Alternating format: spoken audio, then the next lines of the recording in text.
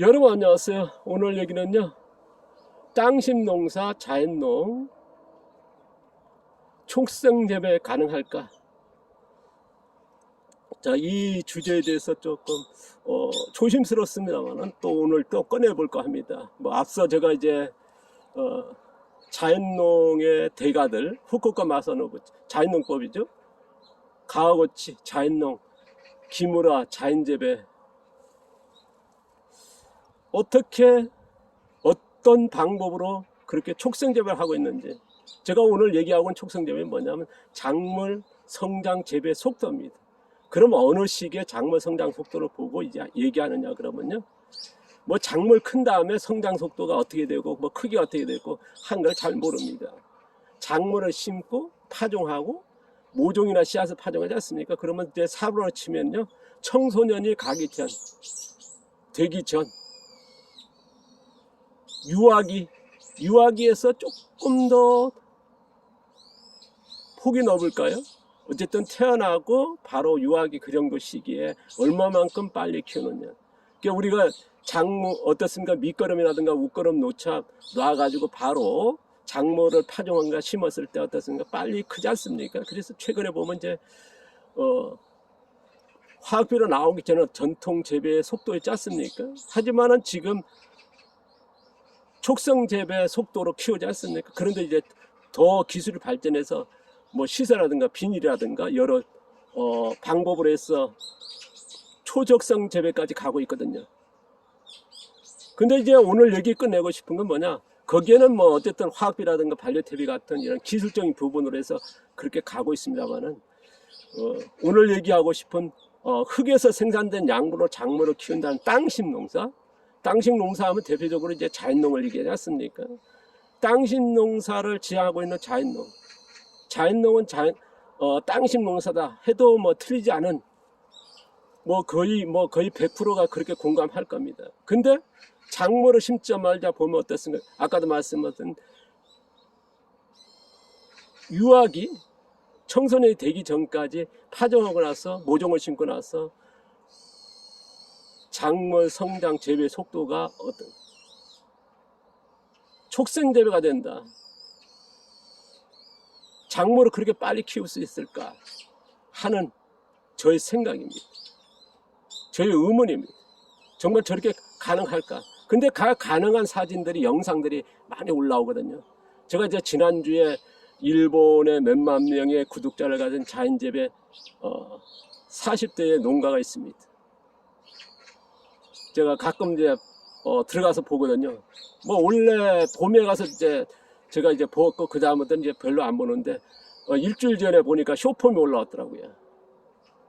쇼폼을 보니까 일본에 이제 절임류를 만드는 지금 그 품종이 작물 이름이 금방 생각 안 나는데요. 크기가, 그러니까 파종 시기가 이제 거의 우리나라 배추 크기 시기입니다. 파종 시기거든요. 가을, 일본 날씨하고 우리나라 거의 같으니까요. 저렇게 크기를 키워낼 수 있을까? 완전한 촉성 재배를 넘어했습니다. 제가 앞서도 얘기했습니다만 후쿠오카, 가와고치, 기무라 어떻습니까? 촉성 재배를 지향하고 있거든요.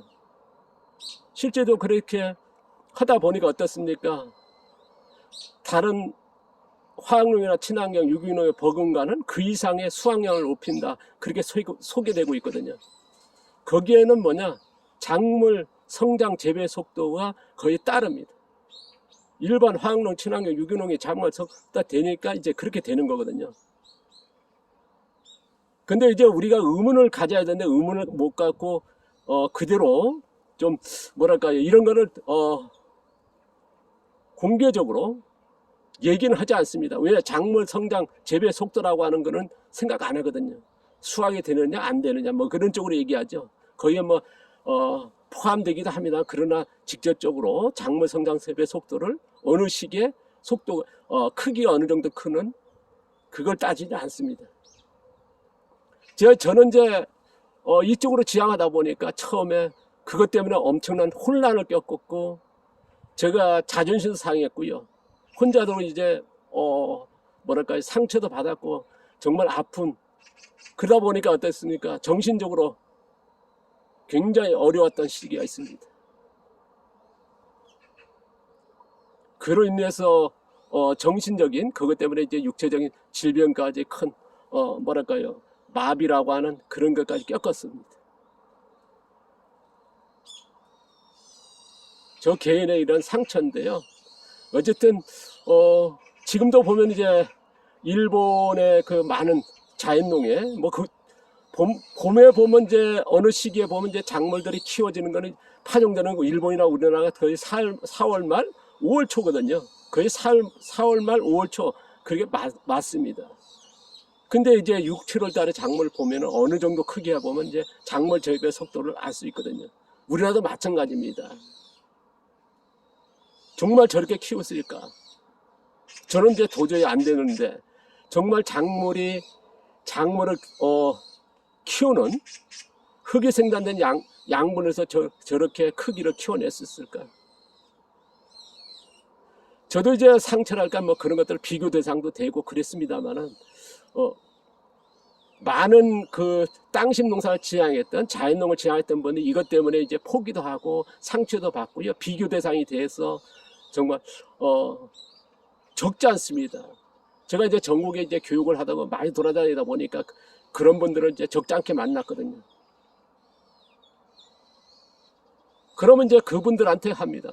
선생님이 옳았다고. 선생님이 옳은 겁니다. 왜? 흙이 생산된 양분에서 지금 비교 대상 같이 그렇게 키워낼 수 있습니까? 선생님이 안 잘하는 게 당연하고 그게 맞지 않나. 저의 생각은 그렇습니다 하면서 위로도 하고 그랬습니다만은 지금도 보면 이제 6월달, 7월달에 보면 이제 정말 일반의 화학이나 친환경 유기농에 버금가는 크기의 작물들을 사진들이나 영상을 올리거든요. 일본도 마찬가지예요. 그것 때문에 이제 뭐랄까요, 우리나라 IMF를 겪으면서 많은 분들이 땅심 농사를 지향하고 많이 뭐랄까요, 귀농을 했습니다. 그걸로 포기도 많이 했고요. 그러다 보니까 이제 뭐랄까요, 자연농에 대한 불신, 좋지 않은 그런 시각도 많았습니다. 안 된다 하는, 생산량이 안 된다, 당연한 거라 봅니다, 저는. 근데 한쪽에서는 이제 작물이 촉성재배 사진이 올라오고 영상이 올라오니까 이제 그것 때문에 이제 더 비교 대상이 되는 거거든요. 제가 앞서도 얘기했습니다만은 농사 안 짓던 곳에 지어서도 어떻습니까? 거의 전통재배나 촉성재배의 속도를 유지합니다. 근데 그걸 다 밝히느냐 안 밝히거든요. 어떤 분들은 어떻습니까? 자연숲같이 농사 짓는 게 자연농이다, 땅심 농사다, 그래서 부엽토를 가져옵니다. 그걸 듬뿍, 그런 부엽토는 뭡니까? 유기물의 농축된 비료입니다. 비료한 뜻이 뭡니까? 작물과 양분의 대련 모든 걸 통칭해서 비료거든요. 화학비료, 퇴비, 뭐 액비 다 그것도 비료 아닙니까? 그게 부엽토도 필요합니다. 근데 부엽토는 농축된 거거든요. 어떤 분들은 이제 2년, 3년 쌓아놨다고 합니다. 그러면 더 농축이 되는 거거든요. 그럼 촉성재배 될 수밖에 없습니다. 됩니다. 그리고 일본이랑 우리나라 최근에 보면 많이 하는 쌀겨 같은, 어떻습니까? 그러면은 또 촉성재배 쪽으로 가거든요. 갈 확률이 많습니다. 왜냐 그러면 이제 쌀기가 또 농축된 거 아닙니까? 양분에, 고양분에요. 뭐 이런 것들이 이제 밝혀지지 않고 단지 이제 땅식 농사로 이렇게 왔다, 그럼 비교 대상이 되고, 아 나는 이제 그런 안 되다 보니까 이제 그런 걸로 해서 상처도 받고 그러는데요. 어쨌든 저 역시도 그렇게 받았고요. 그 때문에 이제 많은 정말 겪어서는 안 되는 그런 일까지 겪고 했습니다만은, 어쨌든 지금도 제가 이제 여기 보시면 이제 브로콜리 이쪽에 100번 정도 심은 것과 저쪽에 500번 브로콜리 심은 거하고 이제 꼭꼭 다릅니다. 지금 여기 건 어떻습니까? 거의 촉성재배, 이런 완전 촉성재배 아닙니다. 전통재배, 촉성재배 중간 정도는 될 겁니다. 크기가. 지금 브로콜리 같은 시기에 같은 품종이 심어진 것들이 지금 수확도 되고, 그건 이제 촉성재배거든요. 전형적인 촉성재배인데요. 보시면 이렇게 크지 않습니까? 이게 거의 촉성재배 가까운 전통재배 촉성재배거든요. 지금 우리가 날짜로 치면은요. 근데 여기는 어떻습니까? 이 크기밖에 아닙니다. 같은 브로콜리인데 같은 시기에 심은 건데요. 지금 이쪽 밭에는 전부 다 브로콜리가 그렇습니다. 제가 이제 11월 달 농사 며칠 전에 보여드렸지 않습니까? 이쪽에는 제가 비교하기 위해서 이렇게 키우니까 이렇게 됩니다.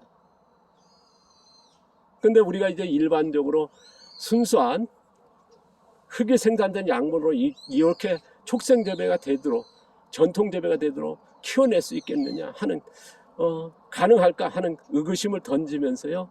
좀 뭐랄까요, 하신 분이나 하고 있는 분이나 시작하신 분이나 생각을 했으면 좋겠습니다. 자연습을 개간해서 어떻습니까? 첫 해는 전통재배의 크기에 되지 않습니까? 그러면 두 해째부터는 어떻겠습니까? 거의 수확이 안 되거든요. 반토막 이상이 납니다. 그러니까 2년차, 3년차 다른 데 가서 또 일구는 거거든요. 화전이. 그래서 이동하는 겁니다. 그 전에 어떻습니까? 많이 잘못 알려졌던 새로운 농지에 가서 재배하면 어떻습니까? 거의 촉성재배나 전통재배 작물 성장 속도를 유지할 수 있거든요. 근데 이 두 번째 해부터는 그렇게 안 됩니다. 근데 그때는 사자 안 올리거든요. 그러다 보니까 이제 나중에 나온 얘기가 뭐냐? 땅을 묵혀놔야 된다. 그러면 비독이 빠지고 흙이 살아나고 그래서 클 것이다. 근데 또 많은 분들이 그거에 빠졌습니다. 근데 5년이 되니까 작물 심으니까 조금 되거든, 크거든요. 근데 두 번째는 안 됩니다. 그러다 보니까 10년을 해야 된다. 그러니까 나중에 또 15년을 뭐 비독이 빠지고 묵혀놔야 된다. 뭐 그런 얘기까지 나왔던 거거든요. 그게 꼭 같습니다. 그런데 이제 어쨌든 그걸 찾으려고 여러 방법을 하는 과정이었기 때문에요. 근데 이제 지금도 IF 이후에 많은 분들이 이런 땅심 농사를 지향했다가 포기하고 또 상처받고 비교당하고요. 이루말 수 없는 그런 현장을 봤기 때문에 지금도 일어나고 있다는 게 안타깝습니다. 어떤 분은 촉성재배, 초속성재배 크기에 맞는 것을 자랑으로 사진과 영상에 올라옵니다. 정말 순수한 흙이 생산하는 양분으로 그렇게 크기를 유지할 수 있을까요? 자, 우리가 이제 4월 말에 작물을 파종했습니다. 그럼 6월달 한 달 반이 지났습니다. 그때의 크기면요, 일반 농가하고 딱 비교해 보십시오. 그러한 비교에 그런 것도 필요하다 봅니다.